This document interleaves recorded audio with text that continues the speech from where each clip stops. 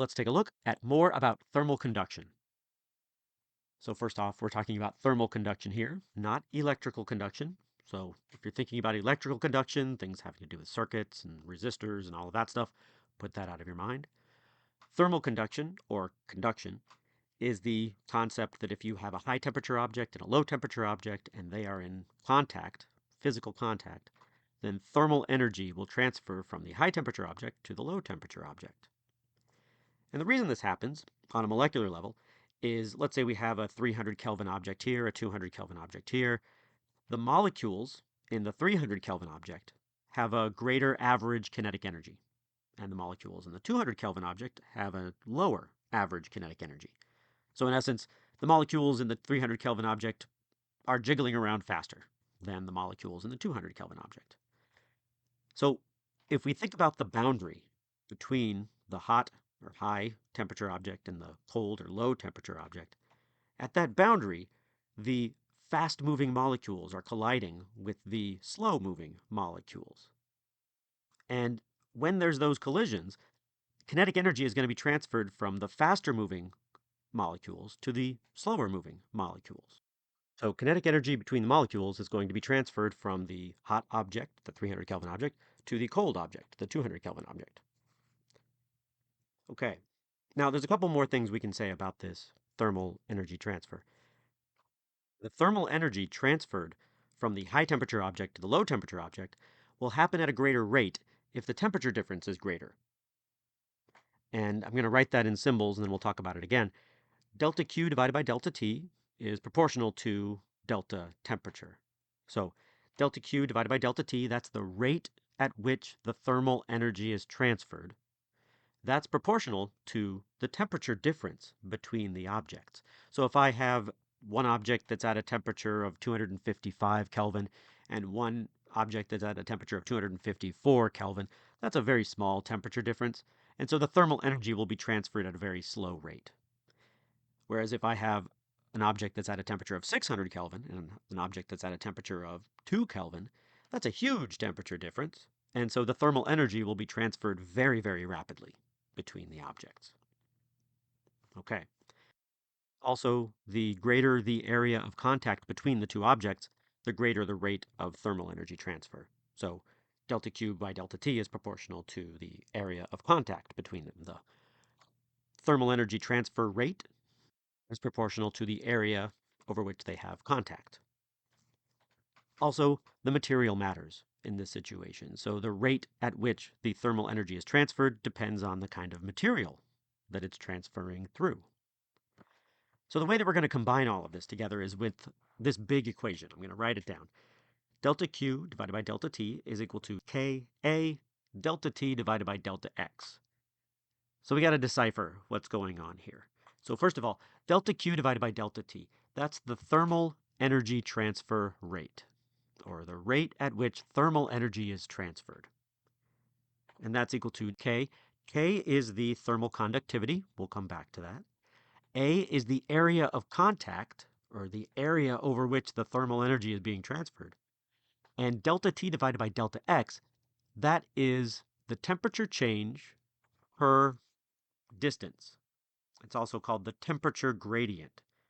So another way to think about it is it's how much the temperature changes over some distance.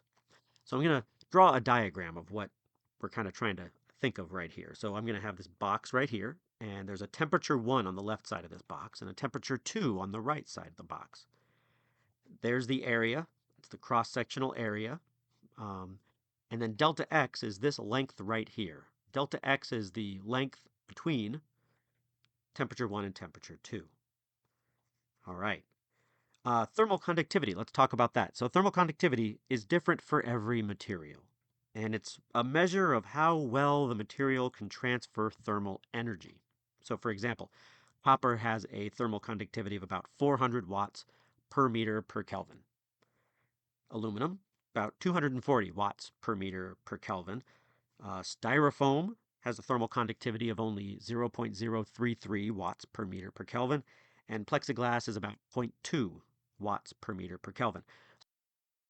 So materials which you would expect to prevent thermal energy transfer, for example, styrofoam, have very low thermal conductivity values, and materials which very rapidly allow thermal energy to transfer, things like most metals like copper and aluminum, they have very high values of thermal conductivity. So a high value of thermal conductivity means that that material tends to allow more thermal energy transfer, and a low value of thermal conductivity tends to mean it's a material that prevents thermal energy transfer. Okay, so back to that temperature gradient. So you can see, if we look at this situation here, the temperature difference would be, say, T2 minus T1 or T1 minus T2, depending on which is the high temperature side and which one is the low temperature side. And then delta X is the distance between them. So the temperature gradient is really a measure of how rapidly the temperature changes over a length, which makes sense. It has units of Kelvin per meter. So change in temperature per distance. I also want to point out the units on the left side of the equation. So that's delta Q divided by delta T. That's the thermal energy transfer rate. Well, if we really think about the units of this, Q has units of joules, the thermal energy. Delta T has units of seconds. So the units of the left side are joules per second. And we have a unit that's equivalent to a joule per second. That's a watt. And then over here, if we look at the units on the right side, everything should come out to a watt if we multiply it all together. Well, let's see. Thermal conductivity has units of watts per meter per Kelvin. Area has units of meters squared. Temperature gradient, that has units of Kelvin divided by meters. So if we multiply all that together, we do indeed get units of joules per second, which is a watt. All right.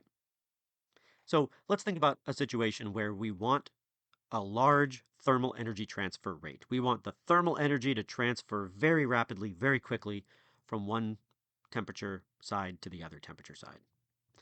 You need a big value of delta Q divided by delta T. Well, there's a couple ways to get this to happen. One, we could use a high thermal conductivity material, right? If I want delta Q divided by delta T to be as big as possible, then I want K to be as big as possible. So use something like copper, which has a high value of the thermal conductivity. Also, we could have a large value of A for this to happen. So large value of A, let's see, that means we need a big area of contact. Well, that makes sense.